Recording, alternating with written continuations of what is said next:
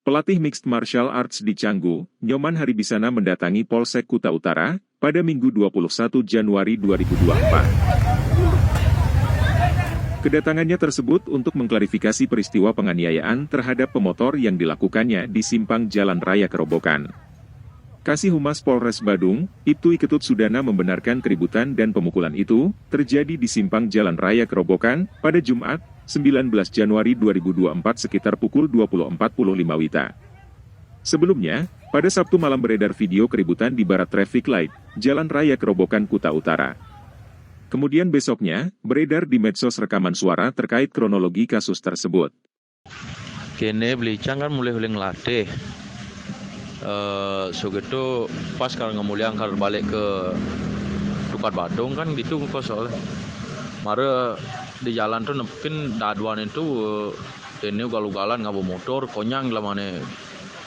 Oke nah galak-galak ini di jalan kan gitu pas di lampu merah cang pas belakang aja di muka itu ada cewek gitu. Cewek itu kayak doang.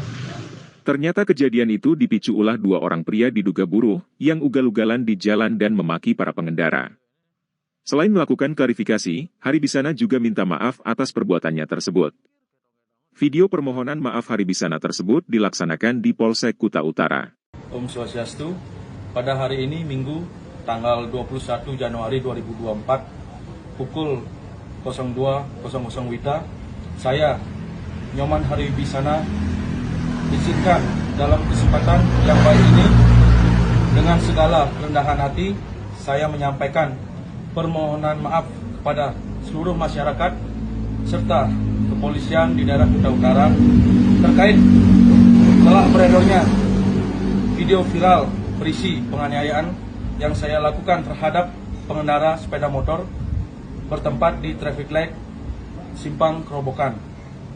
Saya menyadari bahwa perbuatan pemukulan tersebut tidak benar dan bertentangan dengan hukum. Dengan permohonan maaf ini, saya berharap situasi dan kondisi di Bali tetap aman dan kondusif.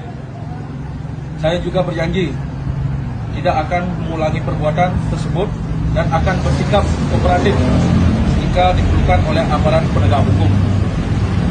Demikian pernyataan saya sampaikan dengan penuh kesadaran dan tanpa adanya paksaan dari pihak manapun.